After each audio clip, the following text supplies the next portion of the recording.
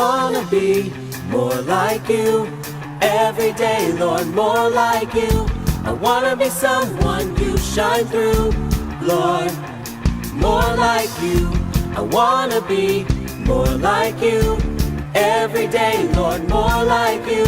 I wanna be someone you shine through, Lord, more like you. I wanna be more like you. Every day, Lord, more like you.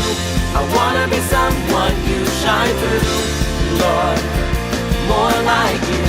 I wanna be more like you. Every day, Lord, more like you. I wanna be someone you shine through, Lord, and all more like you. And all the world will see it's you that shine across the world. And though I may fall down, you pick me up, shine across the world. And all the world will see it's you that shine across the world. And though I may fall down, you pick me up, shine across the world.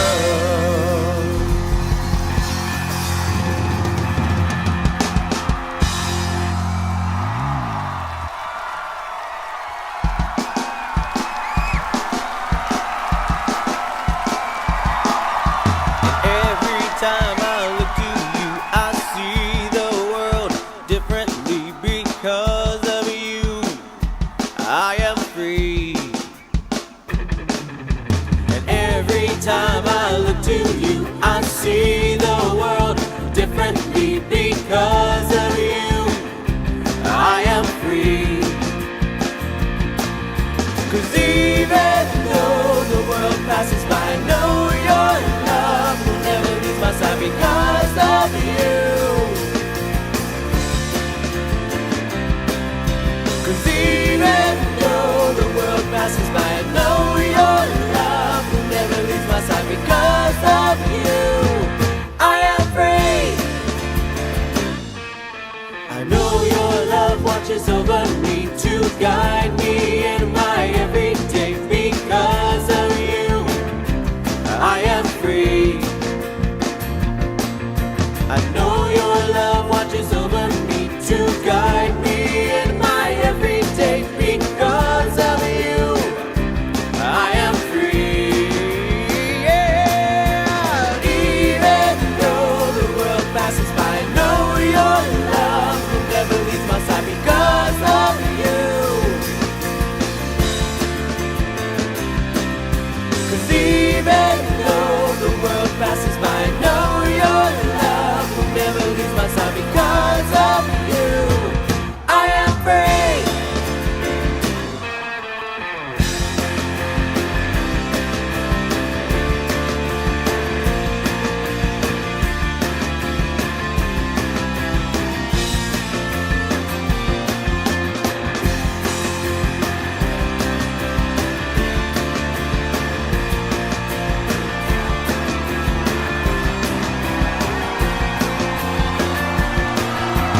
Every time I look to you, I see the world differently because of you. I am free. And every time I look to you, I see the world differently because of you. I am free. Yeah. Even though the world passes by, I know your love will never leave my side because of you. Even though the world passes by, I know your love will never leave my side because of you. I am free. I am free. I am free. I am free.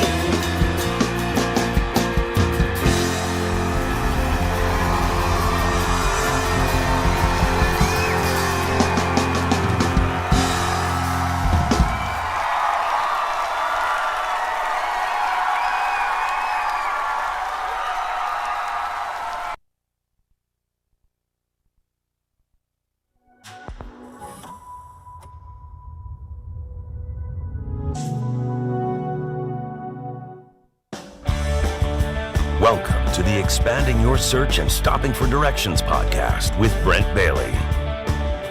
And at the tech booth, Jody Cook-Bailey and Luke Cardiel. We are growing our circles of connections and knowledge together with encouraging conversations and positive communications.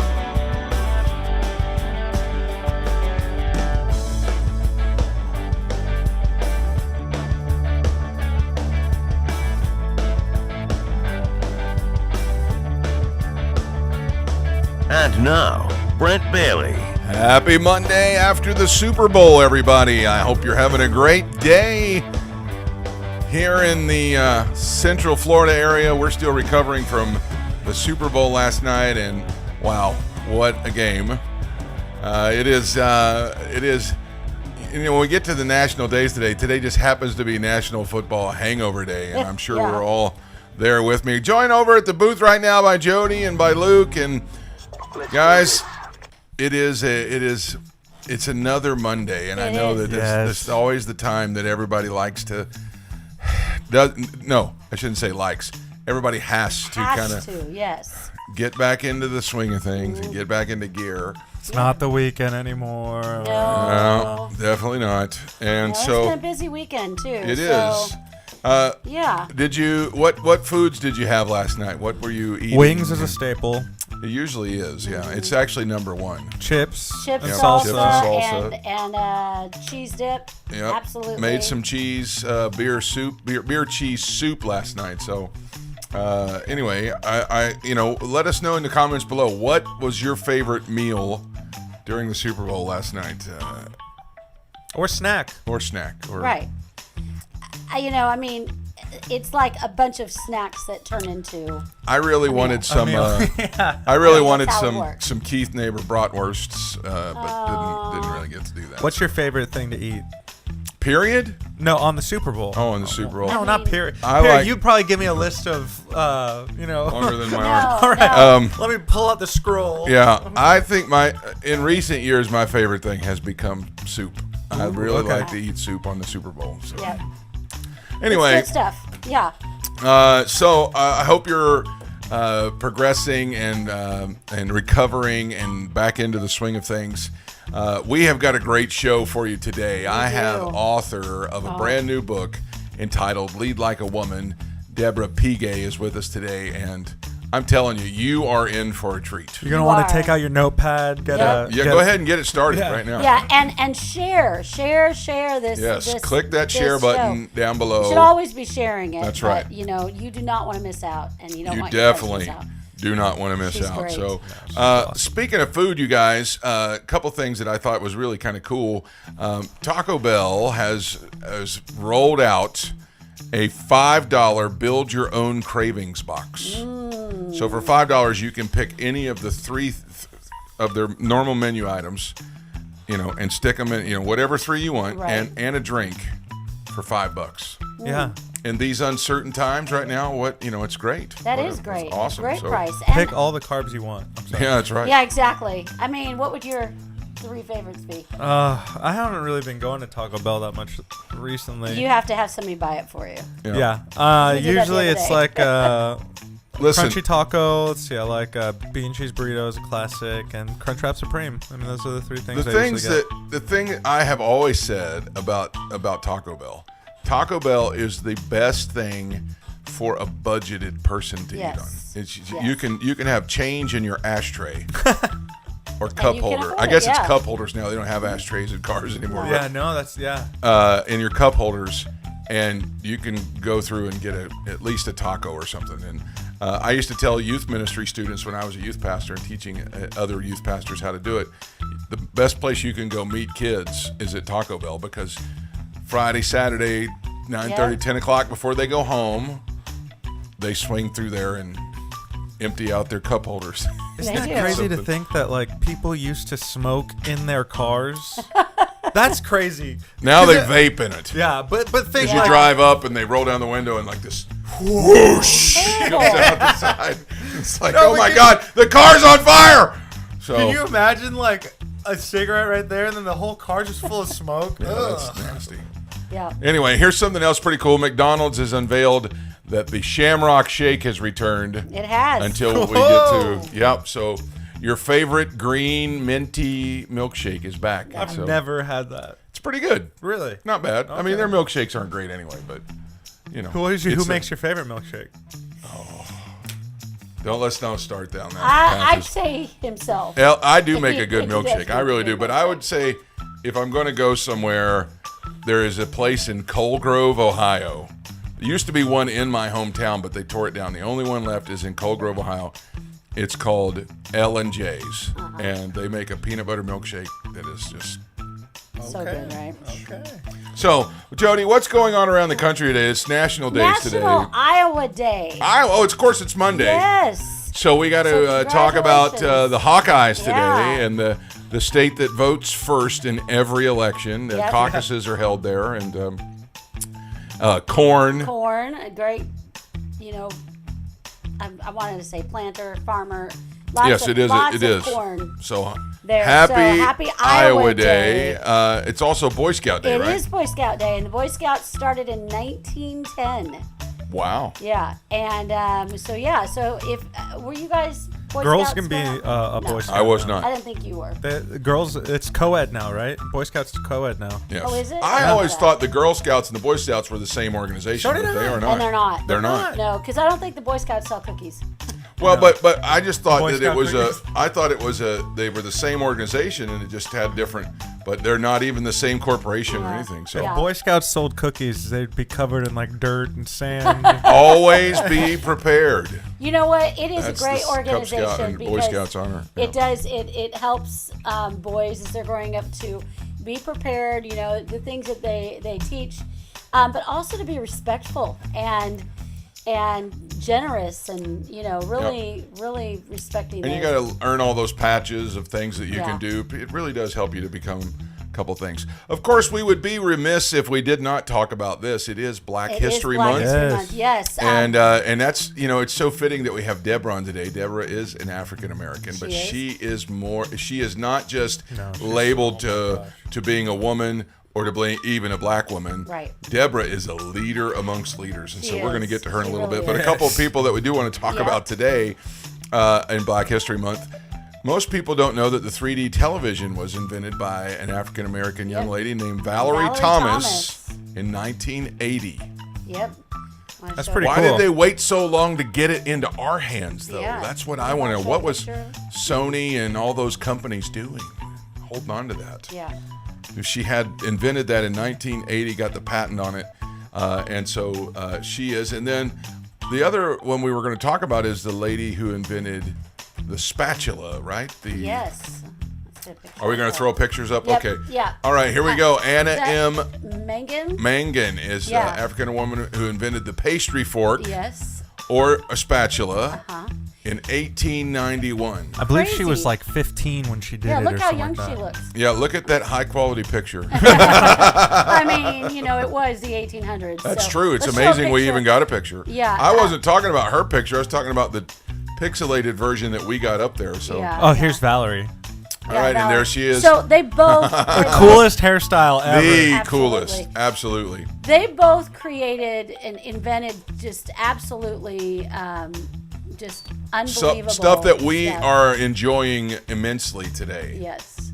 So definitely things that we all use. I like metal spatulas more than You the do. plastic. The If plastic you ones can't just find push I it need to buy around. like 18 of them. I mean, when you go to use a plastic one and you try and get underneath something, it just pushes it around, squashes it up. Yeah. But the metal ones, you can just get right under it and flip it over. No, the spatula is definitely like an amazing invention. It is, absolutely.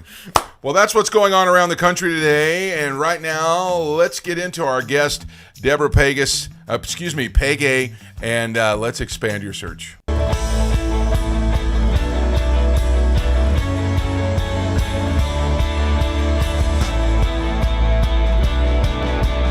Our guest today is a return guest.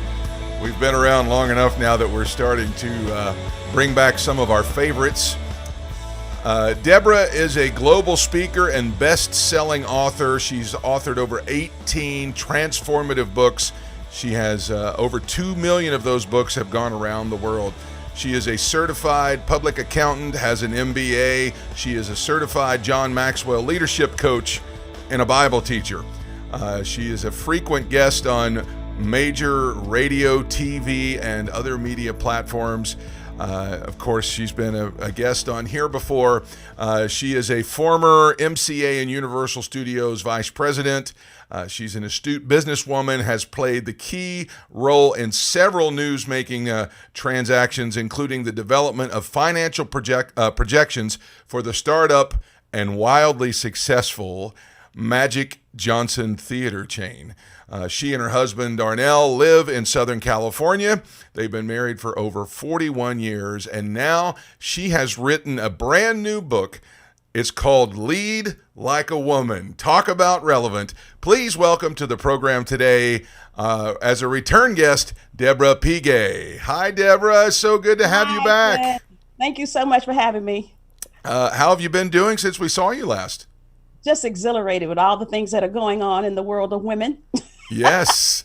It's such, I was telling you right there before we went on that this is such a relevant topic. I'm so excited to talk about it today. It's a great topic to have.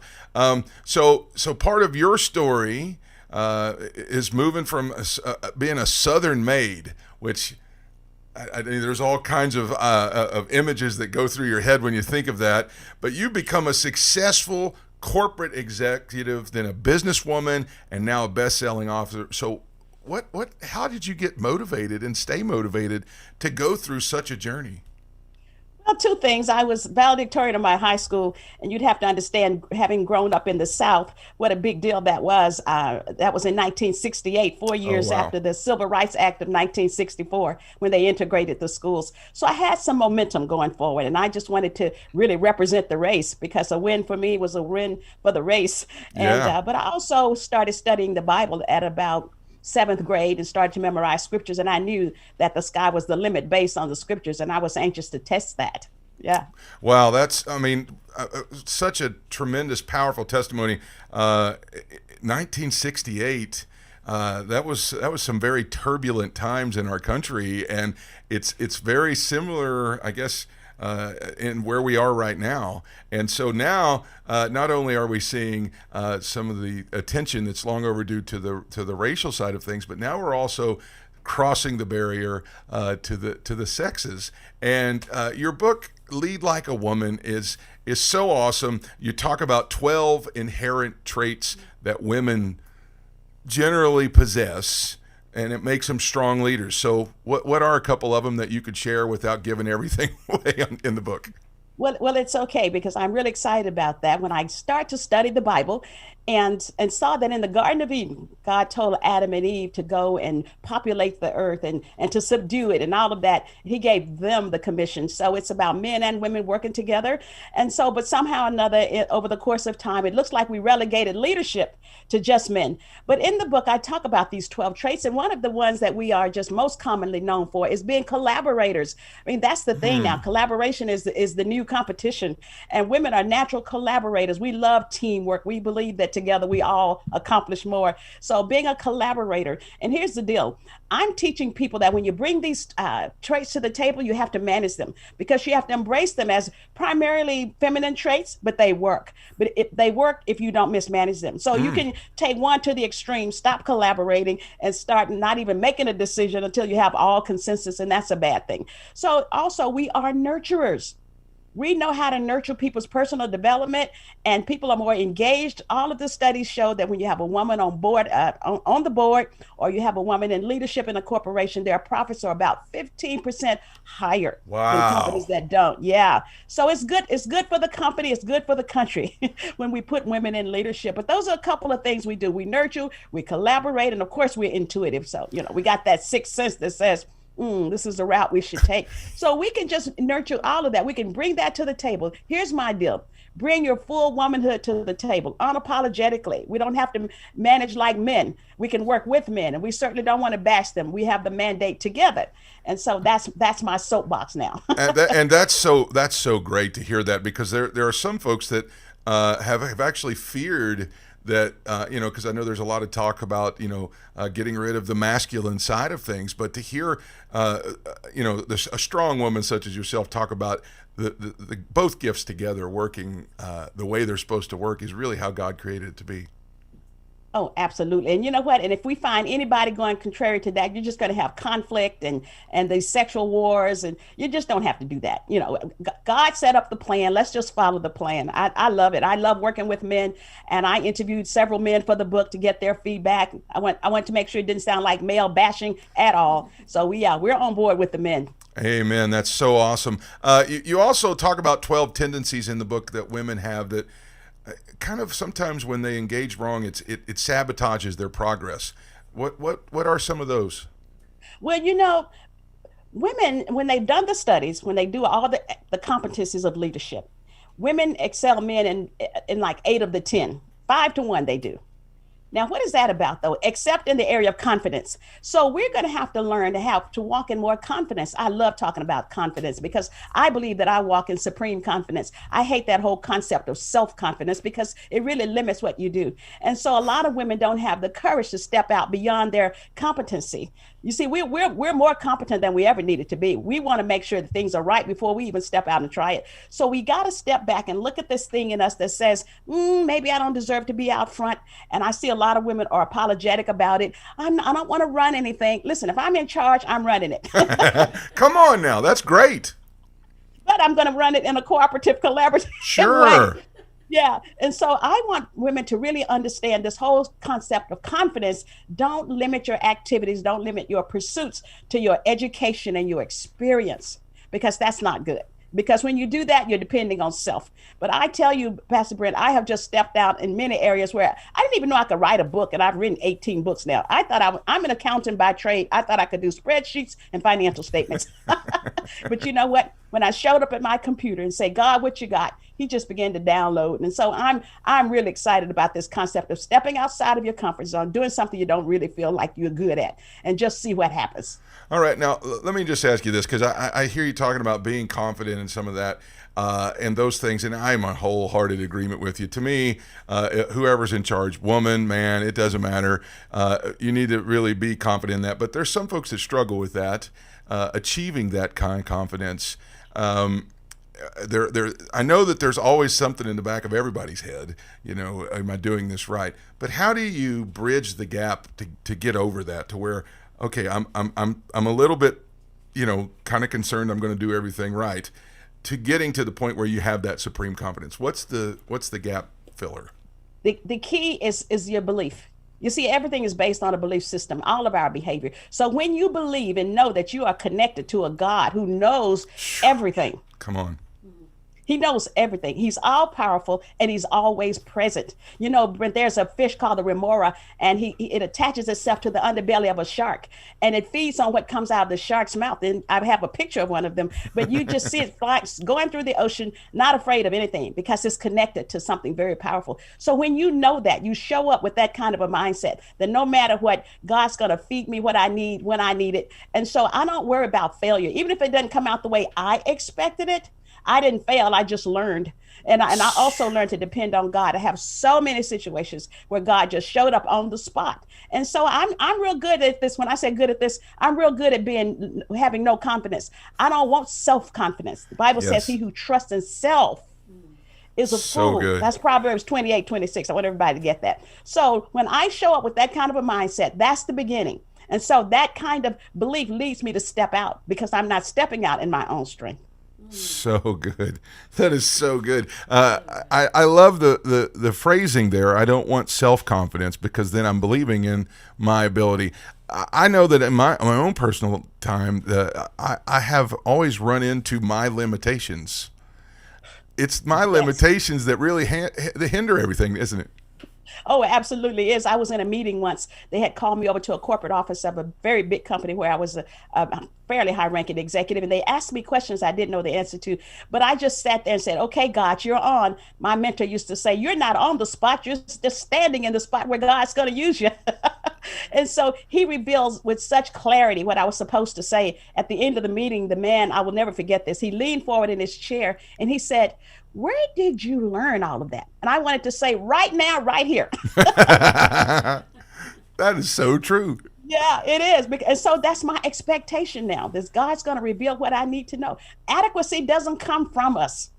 It flows through us. I like to say that's so because good. that is a scripture. It's 2 Corinthians 3:5. Not that we are sufficient of ourselves to think of anything as being from ourselves, but our adequacy is from God. And when I feel most inadequate, I just kind of do like this. I said, adequacy is flowing through me. It doesn't emanate from me. Oh my goodness. What? Yeah. That is, if you're watching at home or listening to us on your phone or your device right now, that right there was a bomb of truth. That right there, you need to get that. It doesn't have to come from you; it flows through you. That is so excellent, Deborah. All right, you believe that seeing yourself as a victim when bad things happen is detrimental to your success. How do you stay motivated and maintain this positive attitude when you're surrounded by, it's a male-dominated world? What have you done? You've been discriminated against. You've seen people, overlook your opinions and treat you wrong. How have you stayed positive through all these things like this? Well, I'm stuck on Romans 8:28. I have it seared into my mind. Everything works together for my good. Now, I'm not just saying that. And my husband, he said, "You do believe that?" He told me the other day, "You do believe that. No matter what, if it's working together for my good, I'm looking for the good." I'm like that little boy they took in a room. They had two boys. I would tell the story very quickly. But one was a pessimist, one was an optimist. And they took them and let them see some toys in a room. The pessimist said, "Oh, I'll probably break them and they'll all be, inoperable like within a week or two." And the other little boy, they took him to a room full of manure. What a crude example. But he just immediately dove in and just started looking, just started searching. And they said, "What are you doing?" He said, "Well, I know there's got to be a pony under there somewhere." I am always looking for the pony. Yes. Amidst the poop and the stuff that you have to encounter, I'm always looking for the pony because it's in there. He is in there. That's true. All right. Yeah. So as I'm a male leader, I do have, besides my wife, I have other ladies that are in leadership in our ministry. How can male leaders and influencers help female leaders to feel welcome and respected? What can they do? They can do just that. They can welcome them. They can get rid of the stereotypes that are probably speaking very loudly in their heads when they interact with a woman, especially a woman in leadership or a woman who's over them. And so you have to understand that it's God's will for us to work together. And so you encourage us and give us very specific feedback. A lot of times men don't give women feedback because they don't know how we're going to respond. They think we're going to be so emotional. And a lot of times we are, but that's one of the things I tell women. Listen to the feedback. It's not personal. If you don't get something you want, say, "Hey, help me out. Tell me exactly what I need to do to get to that next level." And so we need men to do that. Don't tiptoe through the tulips with us. Just make sure that you give us good, honest feedback and that you listen to us. Don't discount our input. I got to tell you what, folks, this right here, I can't wait to get a copy of this book because this is powerful, paradigm shifting stuff that our world is in desperate need of. Deborah, before we let you go today, just speak a word of encouragement to especially the ladies that are watching today, but to the men too, of how to move forward. First of all, I wanted to say that leadership is influence, ladies. You don't have to have delegated authority or an official position to make a difference in the world. If you don't believe that, read 2 Samuel 20. It's about a wise woman who saved her city just using her wisdom. And so listen, step out there, influence your community, and don't let anybody else tell you what you should be. If you decide your realm of influence is only your family, that's good. Don't apologize for that. Be a leader. Be good at it. So good. Deborah, we cannot thank you enough for coming and being on the program. I was watching my wife, and she was writing feverishly while you were talking and taking notes during this today. Thank you so much. The book is entitled Lead Like a Woman, and we're going to put some information up on the screen right now. If you'd like to get a copy of that, there's a copy of the book right there. I believe you can get it on Deborah's website. You can also, I'm sure, is it available on Amazon as well, Deborah? It's available everywhere books are sold. Amazon, all over. Everywhere books are sold. So Amazon, Barnes & Noble, probably every one of those kind of online bookstores, you can pick up a copy of that. Here's her website address, deborahpege.com. She's also on Instagram and Facebook at Deborah Smith Pege, and on Twitter at Deborah Pege. Folks, she's worth the follow. You want to get involved and see every good thing that she has to say. Deborah, thank you so much for being with us today. Until next time, we hope that you come back and be with us for your next big project. Thank you so much. Have a great day. Thank you.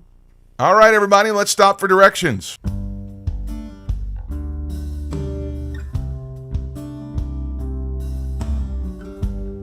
As Deborah was talking, I could not help but see the powerful leader that is sitting right in front of us. And really, in my experience, I've had the pleasure of serving with, alongside of, and actually in departments lower than some very strong female leaders.